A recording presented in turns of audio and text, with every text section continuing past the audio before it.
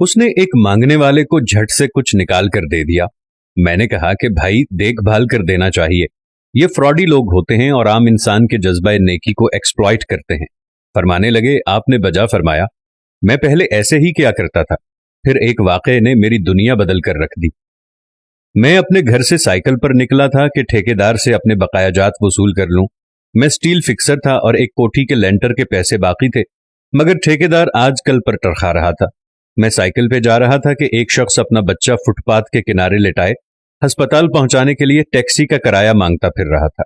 वो कभी किसी पैदल का बाजू पकड़कर हाथ जोड़ देता, मेरा बच्चा बचा लें, मुझे टैक्सी का किराया दे दें, तो कभी मोटरसाइकिल वाले को हाथ देकर रोकता, कभी किसी कार वाले के पीछे भागता कि वो कार में उसके बच्चे को अस्पताल पहुंचा दे। कोई रुकता तो कोई ना रुकता, जो रुकता वो भी उसे घूर कर देखता और आप वाली सोच सोच कर उसे डांटता, काम करके खाने की नसीहत करता और आगे निकल जाता। मैं जो साइकिल साइड पे रोक के एक पांव जमीन पर टेके उसका तमाशा देख रहा था, अचानक उसकी नजर मुझ पर भी पड़ी और उसने मेरी साइकिल का हैंडल पकड़ लिया। भाईजान, खुदा के लिए मेरे बच्चे की जिंदगी बचा लें, इसको सख्त बुखार है, आप नीचे उतरकर इसको देख तो लें, आपको यकीन आ जाएगा, आप देंगे तो शायद किसी और को भी एतबार आ जाए। मगर मैं भी आपकी तरह सोच रहा था। फिर जिस जारहाना अंदाज में उसने मेरी साइकिल का हैंडल पकड़ रखा था, लगता था कि उधर मैं साइकिल से उतरा और उधर वो साइकिल पकड़ के भाग जाएगा। मैंने भी उसे काम करके खाने की तलकीन की और पिछले जुमे में सुनी हुई हदीस उसको सुना दी कि कमा कर खाने वाला अल्लाह का दोस्त होता है, और अपना हैंडल छुड़ाकर बुड़बुड़ाता हुआ आगे चल पड़ा। हरामखोर हमें बेवकूफ समझते हैं।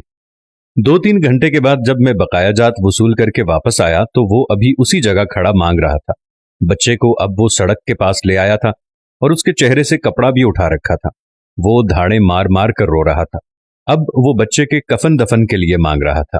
मैंने साइकिल को रोककर पांव नीचे टेका और मैयत के चेहरे की तरफ देखा।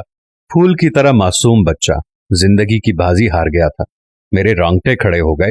मैंने जेब में जो कुछ था बकायाजात समेत सब बगैर गिने निकाल कर बाहर फेंका और इससे पहले कि उसका बाप मेरी तरफ मुतवज्जे हो, साइकिल इस तेजी से चलाकर भागा कि गोया सारे शहर की बलाएं मेरे पीछे लगी हुई हैं। मैं घर पहुंचा तो मेरा बुरा हाल था। थोड़ी देर के बाद मुझे बुखार ने आ घेरा। बुखार भी कुछ ऐसा था जैसा कि कमर और जिस्म के दूसरे आज़ा टूट गए हों। घर वाले मुझे अस्पताल लेने के लिए निकलते और मैं चारपाई से छलांग लगा देता। मुझे अस्पताल नहीं जाना था। मैं उसी बच्चे की तरह एड़ियां रगड़ रगड़ कर मरना चाहता था। 2-3 दिन के बाद बुखार को तो आराम आ गया, मगर मैं जहनी मरीज बन गया। मुझे लगता गोया मेरा अपना इकलौता बेटा जो तीसरी क्लास में पढ़ता था, वो उस बच्चे के कफारे में मर जाएगा। मैंने बच्चे का स्कूल जाना बंद कर दिया। बीवी के बार बार इसरार के बावजूद मैं बच्चे को स्कूल तो क्या, दरवाजा खोलने की भी इजाजत नहीं देता था। 40 दिन गुजर गए थे और बच्चे का नाम स्कूल से कट गया था। बीवी ने अपने भाई से बात की जो दुबई में एक कंपनी में कैशियर था। उसने मुझे बाहर बुलाने के लिए पासपोर्ट बनाने को कहा, मगर एक तो मैं शनाख्ती कार्ड भी पैसों के साथ निकालकर बच्चे की मैयत पर फेंक आया था, दूसरा मैं खुद भी बच्चे को अकेला छोड़कर बाहर नहीं जाना चाहता था। वो 40 दिन मेरी जिंदगी के 40 साल के बराबर थे। 40वें दिन 10 बजे के लगभग हमारे घर का दरवाजा बजा। दरवाजा मैंने खुद ही खोला और सामने उस बच्चे के बाप को देखकर मुझे चक्कर आ गए। मुझे लगा जैसे हम दोनों आमने सामने खड़े खला में चक्कर काट रहे हैं। दरमियान में बच्चे का चेहरा भी आ जाता। मेरी कैफियत से बेखबर उस बाप ने मुझे दबोच लिया और फूट फूट कर रोना शुरू कर दिया। वो कुछ कहने की बजाय मेरी ठोड़ी को हाथ लगाता और उसे चूम लेता, जबकि मैं पत्थर का बुत बने उसकी गिरफ्त में था कि अचानक मुझे झटका लगा और मेरी चीख कुछ इस तरह निकली जैसे किसी को पानी पीते वक्त अच्छू लग जाता है और पानी उसके मुंह और नाक से बह निकलता है। मैं उस बच्चे के बाप को सख्ती के साथ सीने से लगाए हुए यूं रो रहा था गोया उसका नहीं बल्कि मेरा बच्चा मर गया है। हमारे रोने से घबराकर पूरा मोहल्ला इकट्ठा हो गया था। आहिस्ता आहिस्ता 40 दिनों का गुबार निकला। उसको मैं घर में ले आया। मोहल्ले वाले भी आ गए थे जिन्होंने उस आदमी से बहुत अफसोस किया। कुछ देर बाद उसने अपनी जेब से मेरा शिनाख्ती कार्ड निकाला और मुझे वापस किया। फिर जेब में हाथ डाल के कुछ पैसे निकाले और मेरा शुक्रिया अदा करके कहने लगा कि आपके पैसे बड़े बरकत वाले थे। शायद ये आपके खुलूस की बरकत थी कि मेरे बहुत सारे काम हो गए।